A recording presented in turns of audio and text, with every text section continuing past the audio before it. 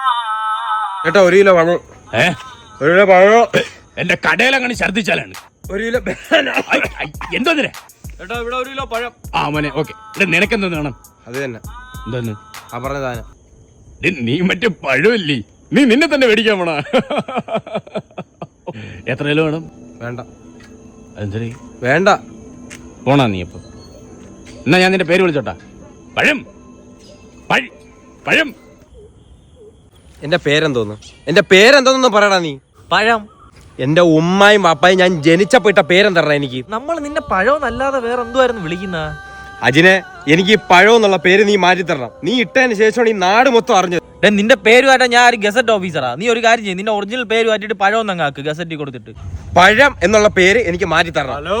Hello മെമ്പറാ, പഴം നീ ഇന്ന് കളിക്കാൻ പോയില്ലേ? മെമ്പറുടെ കാര്യം നോക്കുക. ആ മെമ്പറിന്റെ കാര്യം തന്നെ മെമ്പർ നോക്കുന്ന. നിനക്ക് ഗ്രൗണ്ട് ഇല്ലെന്ന് പറഞ്ഞ് നീ പഞ്ചായത്തിന്റെ ഫ്രണ്ടിന്റെ തൊലി വിരിച്ചേർന്ന ആടിയല്ല.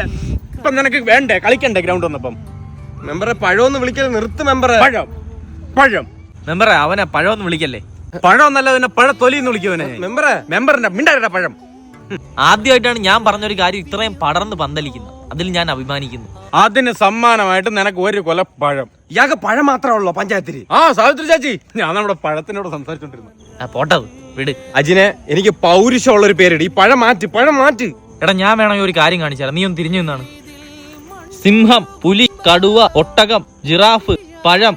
ഓ കണ്ട, ഇത്രയും പേര് വിളിച്ചിട്ട് ഈ പേരിലാണ് നീ തിരിഞ്ഞത്. You are born to be a പഴം. അജിനെ, നാളെ കല്യാണം കഴിഞ്ഞ് എനിക്ക് മക്കളെ വിളിക്കൂലേ പഴത്തിന്റെ മോനെന്ന്? അല്ലേ മെമ്പറെ? പഴത്തിന്റെ മോനെന്നല്ല, ചെറുപഴമെന്ന് ഞാൻ വിളിക്കുവാനാ. ഞാൻ വിളിക്കണ്ടേ? മെമ്പർ വിളിക്കാതെ പിന്നെ ആര് വിളിക്കാം? മെമ്പർ വിളി. കുട്ട, ഒറ്റ കാര്യത്തിൽ എനിക്ക് നിന്നോട് അസൂയുള്ളൂ. നീ ആദ്യം ഇവനെ പഴമെന്ന് വിളിച്ചു. ഞാൻ വിളിച്ചേനെ ഇല്ലെങ്കിൽ എനിക്ക് വിളിക്കണമായിരുന്നു പഴം.